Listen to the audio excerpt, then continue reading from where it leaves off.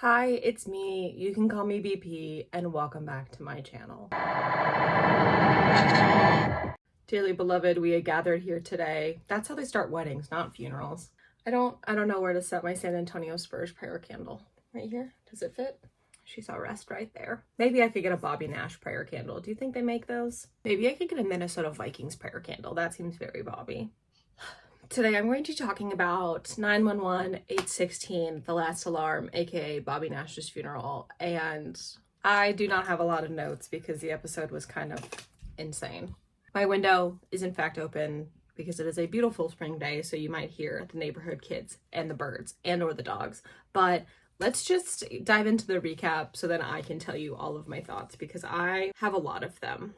This episode was a lot and it was a lot more emotionally draining than the last episode, so I will not be rewatching this to like grab screen caps to put in here, so just use your imagination on things. No visual aids will be provided today, but yeah, let's just dive into the recap and then I can talk more about my thoughts after because I have a lot of those. So the episode starts with a flashback to 8 years prior where it was Bobby and Hen and Chimney and Tommy all on a fire call or house fire call. And what's interesting about that is I'm pretty sure they called him Howie in that, so Chimney hadn't been born yet. And in this flashback, they go and they're putting out a house fire and they are trying to rescue a mom who's in the house and the baby that's also in the house. And they get to the baby too late and the floor collapses underneath the baby and the baby passes away, which was like such a tragic way to start the episode. And I was like, oh, okay. Then we flash forward to real time where we see May and Harry and Athena all touring this mausoleum kind of thing, and we find out that it's been 2 weeks since the incident and they still haven't released Bobby's body, but they still need to like be ready for those kind of things. And May is just kind of like, well, we need to start making decisions, we need to start making funeral arrangements when it does happen. And Athena's just kind of like, I'll get to it when I get to it. And then she gets a phone call and like walks away to take it. Then we see Hen at her house and Karen is telling her like, you don't have to go back to work for like another week. I don't want you popping any stitches. And Hen says, yeah, like I know it'll just be light duty, but the boys are going back today, so I want to be back with them. And the boys. Buck then shows up at Maddie and Chimney's house because Chimney and Buck were going to carpool into work together for their first day back. And Maddie's there and she's basically like, oh, Chim actually left hours ago. Do not tell you. And Buck is like, no, he didn't. And turns out Chimney's been really getting into running. So he'll like get up in the morning and go for runs and not really tell Maddie. And I don't know, Maddie's all kind of like, it seems like he's running from his problems. He's really withdrawing, whatever. And then Maddie gives Buck like this sweet little hug and Buck asks like, oh, what's this for? And Maddie says, well, due to recent events, I thought I'd just start telling you that I love you more often. And it was so sweet and I love them. So then we see the 118 and we see Chimney there looking at like the memorial table with all of the different pictures. And I will include that it was really funny that this picture was included, mainly because this was a behind the scenes picture and the fact that it's canon in the 911 universe is really hilarious to me. But as we see the 118, we see Chimney who's there and he's kind of staring at the memorial table, like feeling like really heavy. You can just kind of see it in his face. And then Athena storms in and yells at Chimney. And is like, you're the one who did this, right? And Chimney's like, turns out Chimney called the authorities or whoever has Bobby's body and was just asking why it's taking so long because it's been like 2 weeks at this point. And Athena's like, congratulations, you got your wife's funerals next Tuesday. And then just like storms back out and everyone is like, the fuck just happened? And as Athena is storming out, she like shoulder bumps into this guy and he's like, oh, I'm so sorry. I didn't know if there was like a proper entry. And then Athena is like, well, why are you here? And the guy is like, oh, I'm looking for Bobby Nash. And then, oh God. Athena takes this guy out to breakfast and Athena breaks the news to this guy that Bobby's in fact passed, allegedly.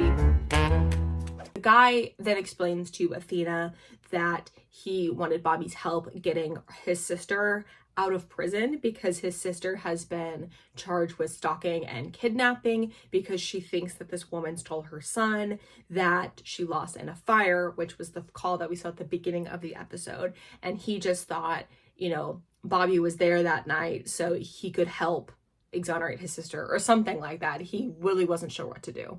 Back at the 118, Captain Gerard is back as their like interim captain, and Gerard basically assures them that he is not going to be their permanent captain, but he's just filling in until they could find someone to put in that role. And Gerard is giving like a really like kind of heartfelt for Gerard like speech of like, oh, like, I know I can never replace Bobby. He was a really good man. I want to say some things about him. And you can see like Gerard actually like, kind of get a little choked up in this scene. And Chimney is like, done. And then Chimney just storms out as they're all in this huddle. And you could see Gerard just be like, okay, not gonna touch that.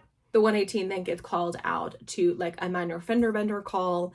And what was really interesting about this call is that none of the members of the 118 were wearing their helmets, their protective helmets. So I was like, coma dream, because why would they, you know, right. Just let me have this, okay? I'm coping in the best way I know how.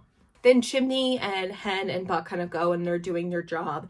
And Chimney, patience, this much. He has no patience. And he's basically just like talking with one of the drivers and has very little patience for him. And I don't exactly remember what he ends up kind of saying to the guy, but Gerard comes over and is like, hey, like, take a breath, like, take a beat. Like, you don't need to be yelling at this guy, whatever. And then Chimney yells at Gerard, which we knew that he was going to yell at him because this was in the behind the scenes that was leaked that I covered in another one of my videos, linked up there. But he says, you're not half the man that Bobby was. Nope. And then Chimney, I don't exactly remember what he says because like I said, I refuse to rewatch this episode. But he says something along the lines of like, oh, you want to keep talking? I killed my last captain, blah, blah, blah, blah, blah. And Gerard is just kind of like, sit. What the fuck? Then we see Athena meet with the man's sister to get her side of the whole kidnapping story. And basically it all boils down to the fact that like this woman lost a baby, then it kind of like ruined her life. And she got a job with her brother's catering company, and they were catering this kid's 9th birthday, which was crazy to her because that kid, the birthday party kid, had the same birthday as her kid, which was like such a weird, crazy coincidence. But the birthday boy's kid had the same birthmark as her kid. And she's like, oh my God, the mom of the birthday boy kidnapped my son. And that just kind of like triggered her and sent her on this like huge, crazy spiral. And Athena kind of buys into this woman's story of like, no, I know birthday boy's mom. We were in a prenatal yoga class together and then she stopped coming. And then the woman in jail basically thinks that prenatal yoga mom stole her baby and set her house on fire. We get this flashback and jail mom is like, oh, Bobby, like Captain Nash was a good man. And we get this flashback of Bobby showing up to the hospital after the fire, talking with jail mom, being like, I'm so sorry for your loss. I know how hard it is. And the mom is like, oh yeah, how many kids have you lost? And Bobby's like, 2. And she's like, oh, I'm so sorry. I did it. And Bobby's like, it's okay. Don't worry about it. Athena ends up exhuming the body of the woman in jail. And as they do this, the uncle shows up and basically like objects to it. And Athena's like, I don't have to listen to you. And as they open the casket, there's nothing in the casket. So that for a split second proves jail mom's theory correct of like, there's nothing in the casket because my son is actually birthday boy. But uncle tells us that like after the fire, there was like nothing left and it was too gruesome. And so they just filled it with like sandbags and a picture because there was nothing to bury essentially. So this then turns Athena's brain working double overtime, and she goes into her house and she like puts up like one of the like crazy boards with all the pictures and the strings. And as she's doing this, an apparition of Bobby Nash shows up and starts talking to her, which was crazy. And for a second, I was like, okay, Izzy Stevens' brain tumor. Got it. That's where we're going through this. No, I think it was just kind of like a ghost of Bobby Nash kind of thing, which is whatever. And then the ghost of Bobby Nash kind of like tells her some things. I don't really remember a lot what happened.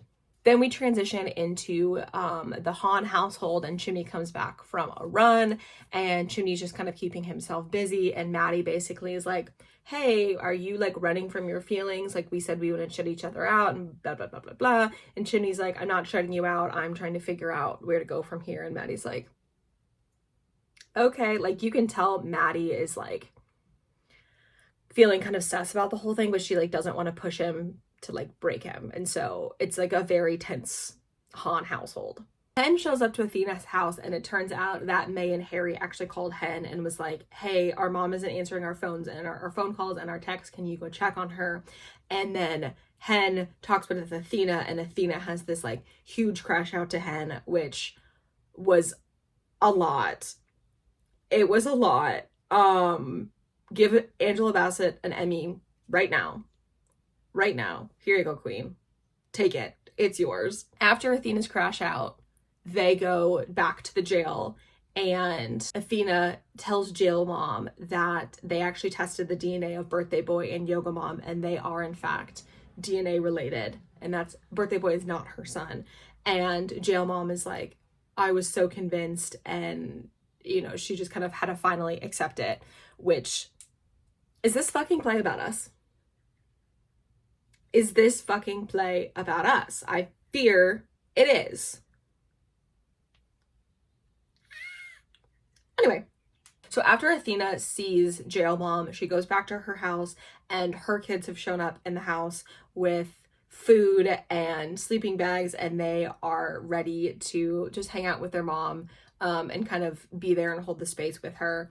And they're talking about like finding the resting place for Bobby, and Athena is like, oh, I found the perfect spot. Bobby then comes to Buck's house with his dry cleaning, and he's like, you know, I'm not a probie anymore. I can't keep picking up your dry cleaning. And Buck is like, oh, well, I had you do that because I had to pick this one up for the airport. And they pan over to the most beautiful looking Eddie Diaz I have ever seen. You're serving? Your dad just died and you're serving? Okay. Got it. Got it. But he looks delicious. And in this little scene between Buck, Robbie, and Eddie, someone needs to tell Oliver to watch his face, because the looks that he was giving this man were insane. Actually insane. Eddie is like, I should have been there. And Buck is like, oh, well, you're here now. I'm crying. Do you hear me crying? Because I do. The whole neighborhood did. Then you see Robbie, Eddie, and Buck ready to go to the funeral, which I love that the three of them got together at the house together. And I need a moment. And then as they're about to walk out the door, Buck gets a call and then asks Robbie to take Eddie to the church, and Buck was going to meet them there. And then Buck drives to the 118, and he finds Chimney on the roof with a bottle of generic labeled vodka, having his major crash out of all of this. And Jim's whole crash out's basically just like, oh, well, like, you sacrificed yourself to save me. How am I supposed to accept that? And blah, blah, blah, blah, blah. The survivor's guilt for Chimney is going to be insane. And I'm just, oh, God. And then we see the church and the funeral, and I cried. I sat there and I cried like a little baby. And it was a lot. It was a lot. Then they have the funeral, which, listen, like I said, I'm not rewatching the episode. I will rewatch it at the very end with my whole season recap, but it was too much. And they had a lot of them have like a little silent tear go down their cheek. At one point in time, they had a close-up of Eddie's face, and you could see like the muscle in his jaw, like, oh my God. Then they have the funeral procession with the casket getting carried out, getting put onto the back of the fire truck, that kind of processional.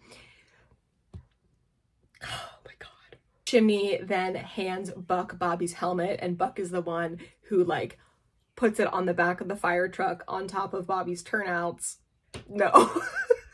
No, I can't do this. they have the funeral procession through the streets of LA, and then we see the casket getting loaded into a plane, and I was like, where is this plane going?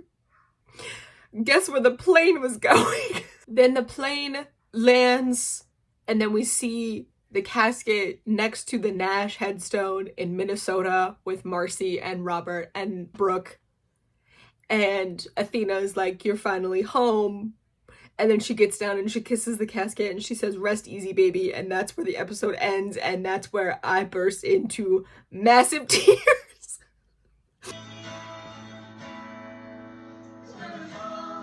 Where is it going?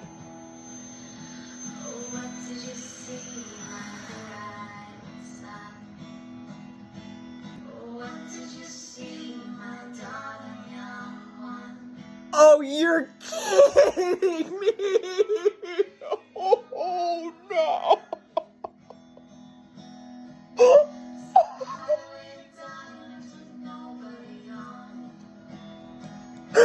Oh my god!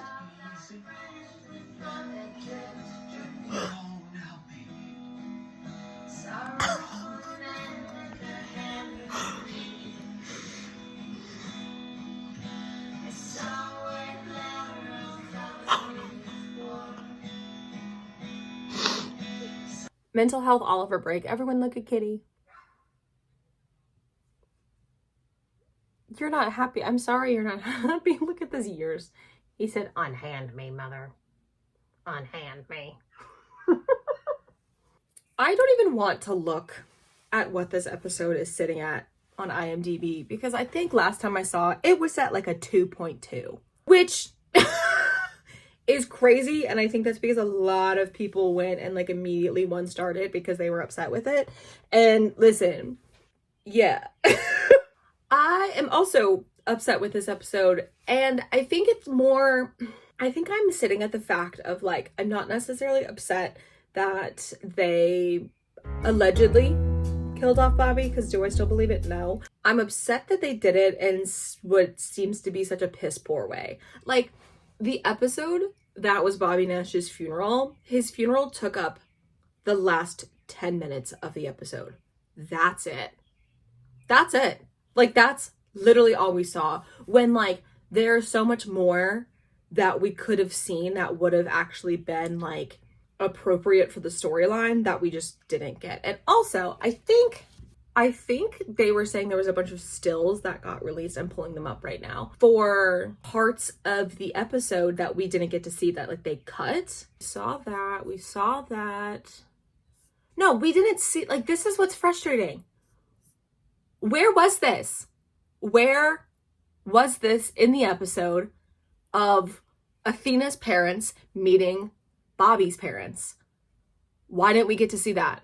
Literally, why did we not get to see that? That seemed like such a good part of the episode, and they just cut it. Like, this of Bobby's mom with Athena, we should have seen that. We should have seen that on our screen.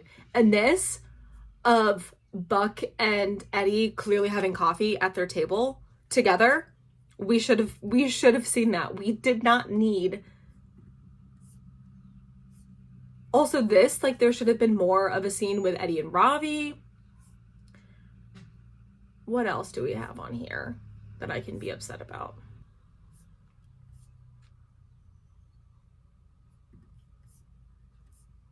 This. What the fuck is this? What do you mean we got a scene of Gerard and Buck in the 118 before the funeral and we didn't get to see it? What do you mean we didn't get to see it? Like, you're serving, your dad is dead and you're serving? Both of you.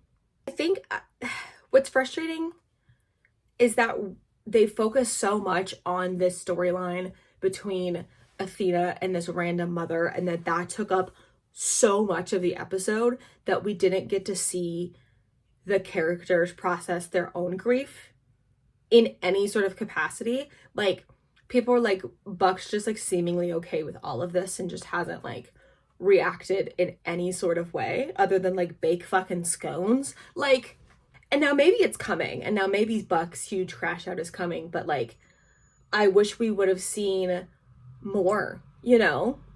I wish we would have seen a scene of Chimney running and then breaking down on a park bench, and like his kind of internal monologue and like a flashback to what happened. And like when he was talking with Buck, he was talking about like, oh, there's always a third option. Like we could have always figured something out. Like I wish we would have gotten like a scene of Chimney thinking those thoughts and being like, you know, replaying what happened in the lab and how could have it and blah, blah, blah, blah, blah. Like we didn't get to see any of that. And that's what's frustrating, I think, at least from my perspective, is that we didn't see that. We didn't see a Buck and Eddie reunion. We didn't see Buck and Eddie talk about anything. And like, I think that could have been great. And I think that's what's frustrating from at least like my standpoint of view, is it's like I care about the characters and their storyline, and you're just like not doing it justice, like at all, of just ignoring the big elephants in the room. And now granted, I'm saying this now and there's still 2 episodes left of the season, so maybe they could. That's putting so much faith into them that they're going to be able to like actually do it justice. I'm hoping that they will like explore it a little bit more and have more conversations about it. Like a Buck's whole comment with Maddie about like, oh, I've been through a lot of therapy, like I know how this goes, whatever. It's like, okay, but like this is different. Like just because you're in therapy and you know how to process your own feelings, when the man who was your father figure for the past like 8 fucking years just like dies in front of you, that's a different thing. That's completely different. And what's so crazy about all of this is that people still don't believe that he's actually gone.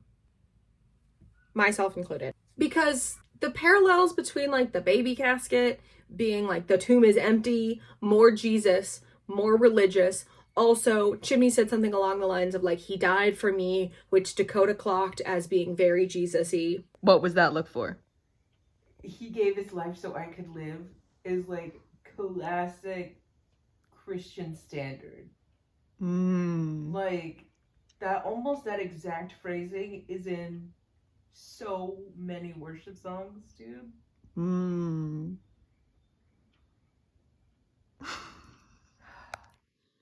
gonna kill myself. In conclusion, Bobby Jesus. I'm just trying to cope here. If you want to see more thoughts about Jesus, here you go. The fact that we also have not seen Bobby's body, I think that's what like would put a lot of our minds at risk and will stop us from the fandom, right? So like I completely recognize that there's like different levels of viewerships, and like the fandom being like the overthinkers, pick up on every detail, harp on things, like will not accept Bobby being dead. The normal everyday viewer is going to accept this. The fandom will not. I don't think the fandom would accept it until we saw Bobby in a casket, mainly because it was a closed casket. We didn't see him laying in wake. Like we didn't see any of that. And so that's why I think a lot of people are still like, no, because here's how we can still win. Because when Chimney started pressing for questions, that's when they immediately released the body. But did they release the body? No, they just released a body, which was actually just sandbags, which is what they put in the casket, because Bobby's actually alive, and he's alive in some government testing facility because they're running tests, because he actually survived this crazy virus, because they think Bobby's a mutant, right? Because Bobby has golden blood, right? Please. I think the closed casket really turned a lot of people off, and they were really confused about it. And also the fact that like the fake script or the script leak was almost exactly how it happened in the episode, except for the fact that they switched Bobby's burial to be in Minnesota. And so maybe they switched it, and the fake script leak is what really has thrown a lot of people off, myself included. I don't know where we go from here. Like genuinely, I have no idea where we go from here. The next episode, Don't Drink the Water, is not Gay Eddie Juice related, even though that's what everyone thought it was going to be. It's like the tap water gets infiltrated with methane and like the whole world catches on fire. I don't know. Here's the promo for 8/17 if you've missed it. The best thing for the 118 would be you as captain. What if I don't want it? Next Thursday. The water's on fire! Methane is on tap, with Angelinos reporting flaming water in their faucets. The flames are jumping! It's like a tinderbox! Engine strike! We are minutes from an environmental disaster.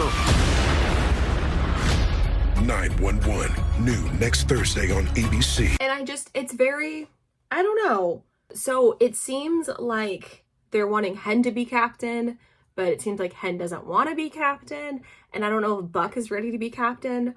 And I would be interested to see if they would make Eddie captain. And if they make Eddie captain, then I feel like that might be weird for Buck and Buddy Cannon. Listen, I am unfortunately locked into this ride until the end. I will keep going. I will keep my clown makeup on until I literally cannot keep it on any longer. They force me to take it off. They actually take it off for me. Because we have this Don't Drink the Water, and then we have the season finale of Seismic Shifts, and then we're done for.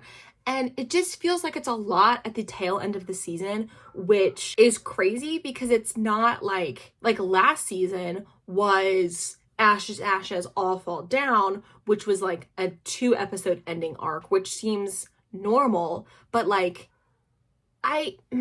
unless Tim is trying to do like Contagion arc, 2-episode arc, and then like Bobby Grief Journey, he's actually alive, ending 3-episode arc, but that just feels silly. And with the Buddy Cannon of it all, that just seems like the easiest way to get their show more viewers. And now, granted, I also get that like the other majority of people who watch 911 are not like people like me. They're a lot older and they're maybe a little more conservative, and they have to, listen, all of my Buddy thoughts are coming at the end of the season. I will be making a State of the Ship address, but I don't know. And I think a lot of people are really nervous and are really worried that season 9 is their last season, and have like committed to season 9 being the last season. And a lot of people are like, oh, it's crazy, the show ended at 8:14, and I haven't paid attention to anything since, which is like real, but also like stressful. And I don't know, it's like a really weird feeling for me because I've been so deep in this show since season 4. I've been watching regularly since season 1, but I've like really been deep in the show since season 4, and it feels just like odd that everyone keeps like jumping ship and like feeling very like negative towards the show, which like I don't disagree with. It just feels like weird that like that's the feeling, you know? And also like the whole thing of like Oliver said that 8/16 was his favorite episode, which like he answered that question a while ago, and maybe they changed the episode because Oliver really wasn't even in this episode. So it's like, why was this your favorite episode? I don't know. I have a lot of questions that I really hope will be answered in the next couple days. No, next couple episodes in the next 2 weeks. We've got 2 weeks left, and then we're on hiatus for months, which I'm kind of thankful for, but I'm also kind of stressed out about, and it'll be fine. But what did you think about this episode? Please let me know. I know you will let me know down below all of your thoughts and your feelings and your opinions, all which, you know, I welcome. Please be nice to each other in the comments. If you want to join me on the ride, please subscribe down below. And yeah, I will see you in my next one in a week, which will actually be Oliver's birthday, which is super exciting. And he doesn't know who Bobby Nash is. It must be so nice. Hopefully, we'll get to celebrate more than one thing, because Bobby's coming back alive. Trust. Oh, also, I completely forgot to mention Ryan Guzman's fucking Instagram post, his story.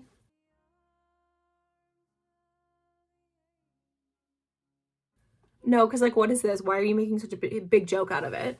And also, like, Kenny posted this, like, fun behind the scenes, which, like, doesn't mean a lot to me. But Ryan, Mr. Guzman, what are we doing? What are we doing? Why are you so strange? Why are you like this? Anyway, I think I'm going to buy, like, a Minnesota Spurs prayer candle, or maybe, like, a Bobby Nash prayer candle, and maybe this will be a new bit I do on my channel, because this candle is so old and deteriorating. But with that, I will see you in my next one.